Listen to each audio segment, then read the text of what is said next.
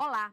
A preocupação em conhecer profundamente as espécies, os biomas, tudo isso para preservar, levou ao surgimento de várias profissões.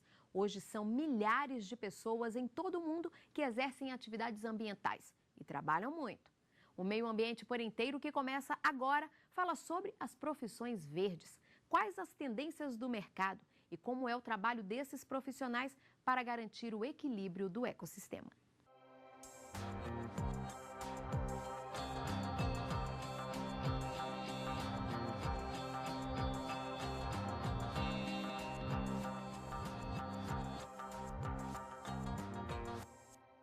Profissões sustentáveis. Gente que encontra no meio ambiente a realização profissional, ganha dinheiro com isso e aplica os conhecimentos para ajudar na preservação da natureza. Estima-se que até 2030 vão ser criados 20 milhões de empregos verdes no mundo. E olha o que já é realidade. Tem muita coisa interessante.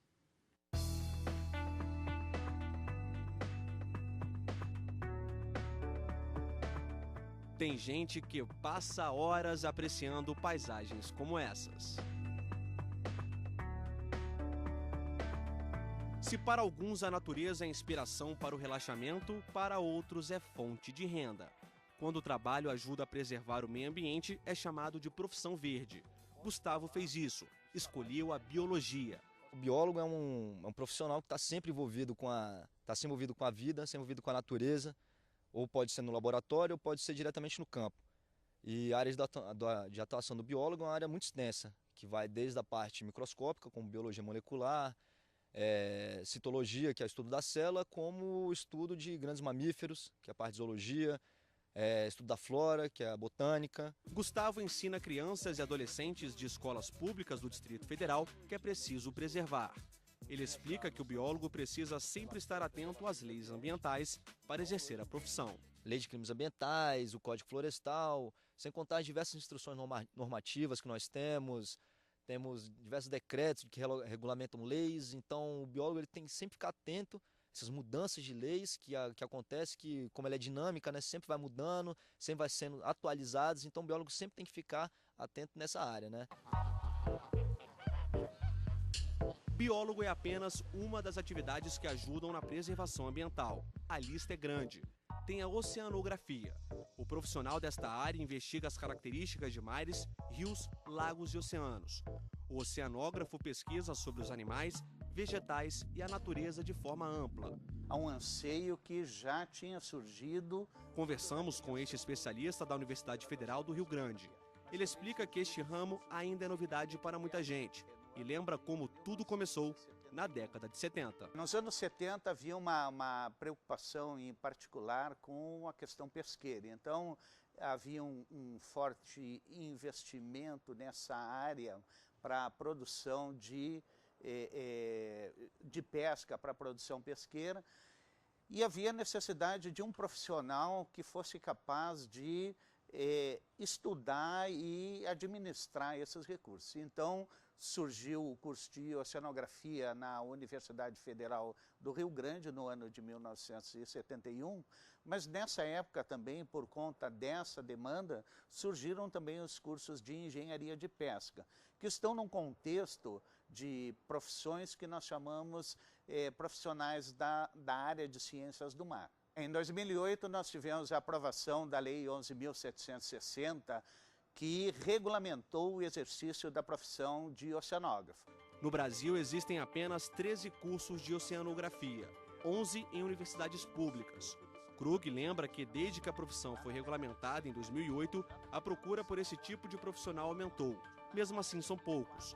São 3.000 oceanógrafos formados em todo o país. Resultado, faltam profissionais no mercado. O desafio ele é efetivamente ampliar e consolidar essa formação e fundamentalmente transformar esse profissional em um profissional conhecido por parte do mercado. Muitas vezes atividades que são desempenhadas por outros profissionais, elas são muito próprias do profissional da oceanografia, que não é demandado porque ele não tem o seu perfil conhecido. Cada vez mais você tem... Flávio também está de olho nos oceanos, mas a atuação é um pouco diferente. Arqueólogo subaquático. Ele estuda histórias e curiosidades como naufrágios e as condições do nível da água. Ele estuda a cultura material, os objetos deixados pelas populações no passado e até no presente próximo, no passado próximo. Ele estuda para poder recontar histórias que não foram contadas, né? Porque, normalmente, quem escreve sobre a história é quem venceu a guerra. E quem não venceu a guerra? Ele não deixa a sua história registrada. Hoje, Flávio é professor na Universidade Federal do Piauí. Ele explica que o arqueólogo subaquático demanda conhecimentos e equipamentos usados na oceanografia. E qual a importância de ser um profissional verde? Toda vez que a gente para olhar o momento que a gente vive, o contexto que a gente vive, a partir de uma outra ótica, a gente sempre repensa a realidade que a gente está vivendo. E vê que, de repente, a gente não precisa impactar como a gente impacta. Existem outras receitas para o desenvolvimento. A gente não precisa necessariamente trabalhar ou numa perspectiva capitalista de acabar com os recursos. A gente pode conseguir uma divisão dos alimentos, uma divisão de renda, só fazendo uma gestão mais inteligente dos recursos que a gente tem. Para mostrar outra profissão verde, nós convidamos o Nilo e o Luiz. O Nilo é contador por formação, já o Luiz, geólogo. Até aí tudo bem, cada um com sua profissão. Só que há 5 anos, a vida dos dois teve uma grande mudança. Eles começaram a trabalhar com gestão ambiental. Você conhece a profissão? Sabe o que faz um gestor ambiental? É o que nós vamos mostrar a partir de agora. Luiz juntou o útil ao agradável. A experiência como geólogo ajudou a aprimorar os conhecimentos ambientais. Hoje ele coordena o curso de gestão ambiental desta universidade particular no Distrito Federal. O gestor ambiental, como o nome diz, é um gestor, é um administrador. Ele participa dos estudos que procuram determinar riscos ambientais, os estudos de impacto ambiental. Ele procura administrar qualquer atividade de maneira que ela esteja de acordo com as leis, porque no Brasil nós temos muitas leis que direta ou indiretamente envolvem a atividade econômica com o meio ambiente, como também ele pode trabalhar na conscientização das instituições, empresas e atividades para que elas estejam de acordo com a legislação referente ao meio ambiente. Uma coisa é certa, o gestor ambiental tem muitas responsabilidades. O mercado é amplo e um dos segmentos que mais emprega esse profissional é a indústria. Isso por causa da demanda de licenças ambientais e de projetos sustentáveis. Por isso, o gestor ambiental também precisa entender as leis. Ele tem que se preocupar com a área jurídica. Várias dessas leis e normas são apresentadas nos cursos de gestão ambiental. Um exemplo é a recente lei de 2012 da lei dos resíduos sólidos. Essa lei envolve a correta administração sobre a disposição de resíduos sólidos de empresa, que hoje é um grande problema, os vários tipos de resíduos sólidos. Alguns deles causam sérios impactos negativos ao ambiente e à saúde das pessoas. Então, o gestor ambiental que trabalha com resíduos sólidos tem que conhecer a lei da Política Nacional dos Resíduos Sólidos de 2012. Todo o processo de produção. Tudo bem, tudo isso é teoria, mas e na prática? Como será que isso funciona? Lembra do Nilo, o contador? Hoje ele é gestor do projeto de educação ambiental na mesma universidade que trabalha o Luiz. Nilo ensina e acompanha alunos nas atividades sustentáveis. Um exemplo é a aquaponia.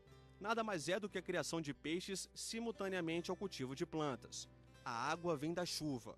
A captação é feita pelo sistema adaptado no telhado. No tanque são criadas tilápias que se alimentam das plantas. Os resíduos liberados pelos animais viram adubo e vão para o canteiro, que absorve todos os nutrientes.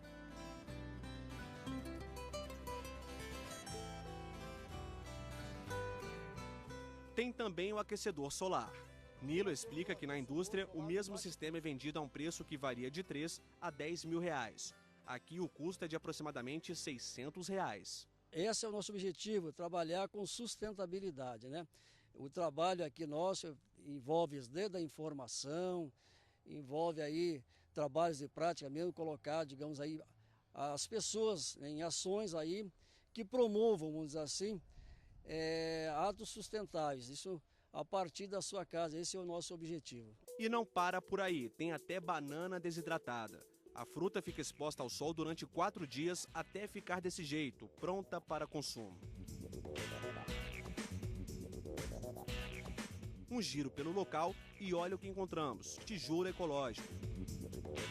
Isso mesmo, solo e cimento são misturados com água. Depois tudo vai para esta máquina que prensa os materiais.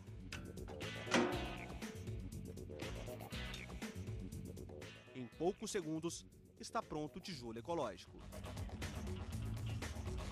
Nilo explica que o tijolo ecológico tem custo baixo e é mais resistente que o convencional.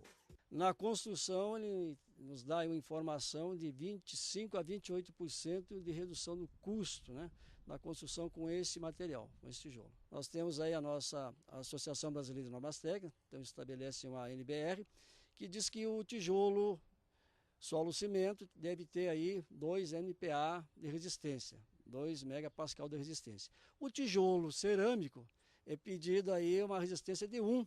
Então, se o nosso tem que ter 2, é porque está com uma resistência, acredito, superior em dobro, né? E o que dizer dos profissionais de outras áreas, mas que se especializaram no meio ambiente sem mudar de área? O direito é um exemplo. Por conta do surgimento das leis, os advogados precisaram não só recorrer quando necessário, mas conhecer a fundo. A Política Nacional de Resíduos Sólidos trouxe uma série de instrumentos jurídicos de gestão ambiental. Com frequência, os advogados especialistas em direito ambiental estão no estúdio do programa, tiram dúvidas, trazem novidades da legislação. Dentre eles, a suspensão parcial ou total da atividade econômica. Rodrigo cuida do assunto há mais de 20 anos. Ele conta que é preciso ir a campo. Os casos mais comuns que chegam a ele estão relacionados à falta de licença ambiental e poluição. Muitas vezes o empresário nem sabe que a atividade demanda a licença ambiental ou a atividade dele está funcionando em desacordo. Ou seja, ele tinha uma autorização para emitir X lá de um poluente, de um efluente, e no fim ele está desrespeitando esses padrões. Então a questão relacionada ao licenciamento ambiental ela é uma questão recorrente, até porque são muitas as atividades que exigem licenciamento ambiental e muitas empresas não estão com a sua lição de casa feita em dia. Às vezes até cumprindo a legislação, mas sem ter uma licença formalizada. O advogado lembra ainda que o Brasil tem a legislação ambiental mais rigorosa do mundo. Ela é uma legislação em construção, ela vem acontecendo nos últimos 20 anos, com vigor, tem sido legislado sobre todos os assuntos, né, desde proteção de vegetação, questões relacionadas a licenciamento ambiental, questões até de meio ambiente urbano, que muitas vezes a gente pensa que questão ambiental, nós estamos só falando do rio, da floresta, não, né? Nós temos as questões. Então nós temos a legislação mais rígida do mundo, inclusive no que se refere a sanções penais e multas, né? Nós temos multas grandes, ao mesmo tempo em que a legislação avança em matéria de conteúdo, nós precisamos melhorar a qualidade da nossa educação, né, das pessoas como um todo, para que elas compreendam, inclusive, o porquê da legislação.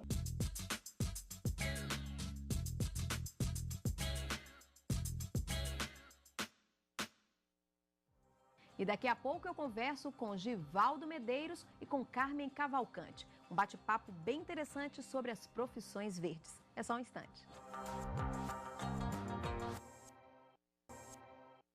E o Meio Ambiente por Inteiro está de volta. No estúdio, Givaldo Medeiros, arquiteto e urbanista, decidiu investir no meio ambiente e lida diariamente com profissionais especializados nesse assunto. Com a gente também Carmen Cavalcante, psicóloga, mestre em desenvolvimento de recursos humanos pela Universidade de Illinois, nos Estados Unidos. Aos dois, muito obrigada pela participação. Primeira coisa, lembra daquela expressão fiscal da natureza, né? Quem ficava à disposição da natureza era considerado sem ocupação, não tinha o que fazer. Hoje isso é bem diferente, né? Mudou completamente. Hoje nós temos todo um movimento voltado para o cuidado da natureza e, portanto, todas essas profissões relacionadas ao meio ambiente, à natureza, vêm crescendo consideravelmente em valorização e status na sociedade. Vivaldo, você é um bom exemplo disso. Servidor público, mas decidiu investir no meio ambiente. Ele montou um escritório verde, vai explicar para a gente como é que funciona. Lá nesse empreendimento dele, nesse negócio que ele hoje ganha a vida também com isso, ele conta com profissionais especializados em meio ambiente, gente que resolveu se qualificar nessa área. Como é que é? Que pessoal é esse? Então, pessoas que, apesar de terem investido em escolas, academias que não necessariamente atuavam na área de sustentabilidade, mas por uma questão conceitual, por uma questão de envolvimento nessa área, de responsabilidade, eles começaram a migrar para uma especialização voltada para a sustentabilidade, ou seja, atuar junto a profissionais, empresas, escritórios que têm uma gama de atuação de mercado voltada para soluções sustentáveis. Um exemplo, um profissional que você tem lá que ele se especializou numa determinada atividade. O próprio engenheiro civil. A engenharia civil hoje tem bandeiras ou tem caminhos técnicos voltados para soluções que apresentam menor impacto na área de projeto e de execução. Então, ao desenvolver um projeto de arquitetura hoje, eu já faço um diálogo, abro um diálogo com esse profissional, de forma que a gente possa atuar com uma infraestrutura que tenha o menor impacto possível, com uma organização de obra, de execução de obra que tenha o menor impacto, produção de lixo de uma menor quantidade, e isso gera, na realidade, uma obra sustentável. Carmen, por que essa tendência? Por que profissões verdes? Vem de um modismo, vem de uma estratégia para se vender, porque meio ambiente descobriu-se que dá dinheiro, ou vem por uma conscientização, ou por tudo? Tudo isso, antes de mais nada, uma preocupação em relação à sobrevivência do planeta. Então, nós temos aí estudos sendo divulgados ao longo dos últimos 20 anos, mostrando que se não utilizarmos nossas inteligências para buscar soluções que resolvam os problemas ambientais que nós mesmos criamos, estamos fadados ao fim. Portanto, é uma questão de sobrevivência. E essa questão, obviamente, ela impacta no mercado corporativo, também respondendo ao movimento de uma população que vem aos poucos entendendo o que é sustentabilidade, porque a sustentabilidade não está somente em determinadas profissões, todas as profissões têm o seu, digamos assim, o seu papel, o seu olhar de contribuição para a sustentabilidade. Então, isso gera um impacto gigantesco em termos populacionais, de demanda, de compreensão do mercado consumidor, de resposta das empresas em relação a produtos, a exemplos para a população e uma cadeia de fornecedores que precisam se adaptar a essa nova realidade, e tudo isso buscando o quê? Soluções para manter o planeta vivo. Givaldo, a gente conversando antes, você ressaltou bem a questão da formação acadêmica. Hoje, isso. Você comentou que as faculdades, as universidades estão preocupadas em formar, especializar aquele profissional, né? Isso. O próprio mercado, a própria sociedade, por uma necessidade, como disse a doutora Carmen, de uma conscientização que tem se diluído no nosso meio.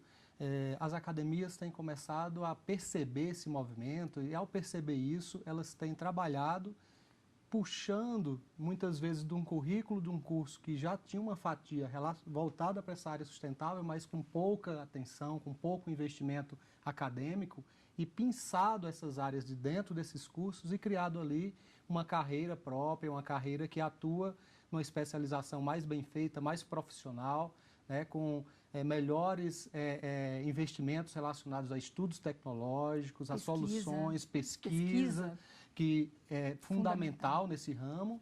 Então, isso tem sido um diferencial, porque o nosso mercado hoje, ele de fato tem cobrado e tem buscado essas soluções de pessoas com maior capacitação técnica, né? A capacitação técnica hoje é fundamental. Digamos que a gente vive um momento de desconstrução. Exatamente. E estamos iniciando o que é um novo olhar. Exatamente. Então, hoje nós temos esse olhar de preservação que antes não existia, e esse olhar impacta sobremaneira na academia, no mercado corporativo e no papel principal desses parceiros de mostrar para a população o que podemos fazer, né? Um processo pedagógico também de ampliar essa consciência da população. Brasil está atrasado nisso? Lá fora, os outros países já estão investindo nisso há mais tempo? Ou está acontecendo de uma maneira equilibrada em todo o mundo? O que vocês acham? Bom, os dados mostram que existem países que manifestam a intenção e se comprometem a investir em soluções e que apresentam um resultado efetivo. E existem países que simplesmente não estão conectados ainda com essa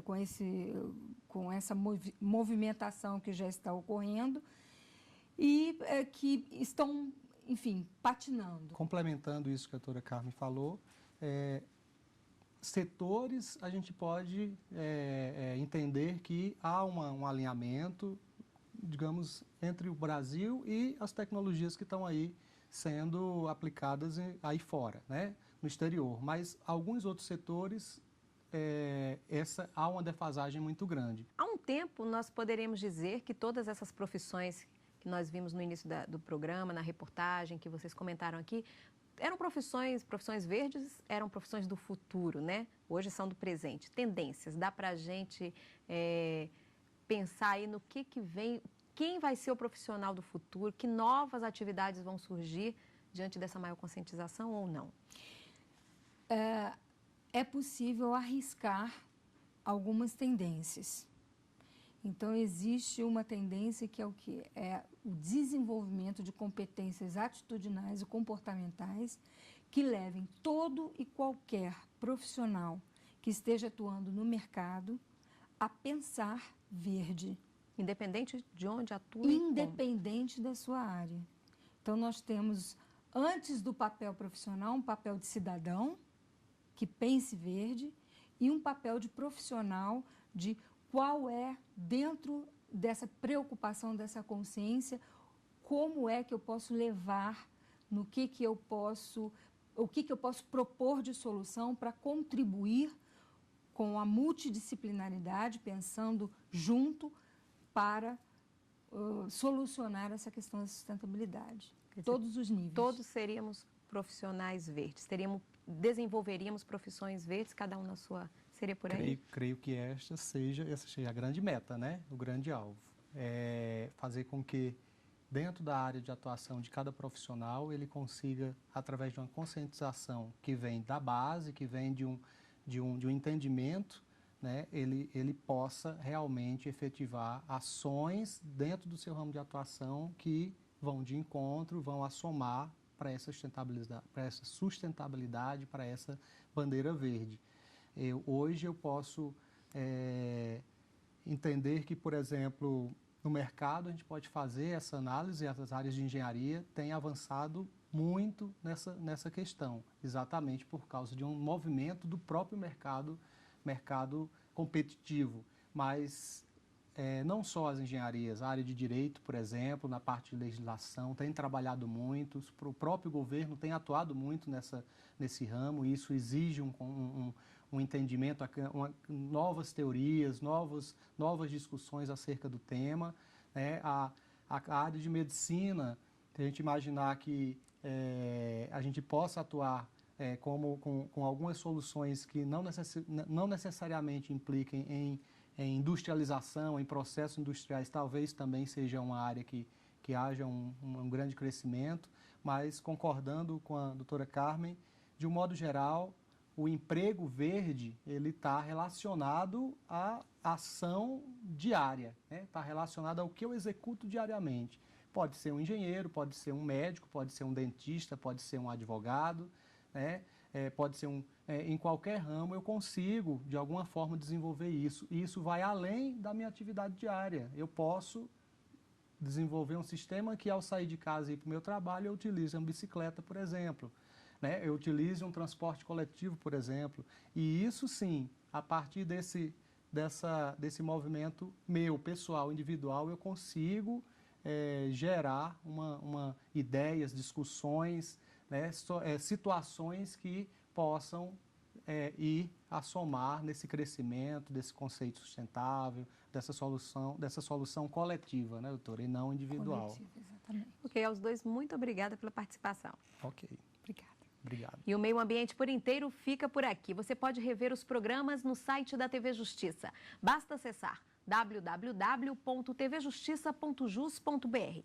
E se você tiver alguma sugestão de reportagem, escreva para a gente. O e-mail é meioambienteporinteiro@stf.jus.br. A você, muito obrigada pela audiência e na semana que vem a gente tem um novo encontro marcado. Tchau, tchau.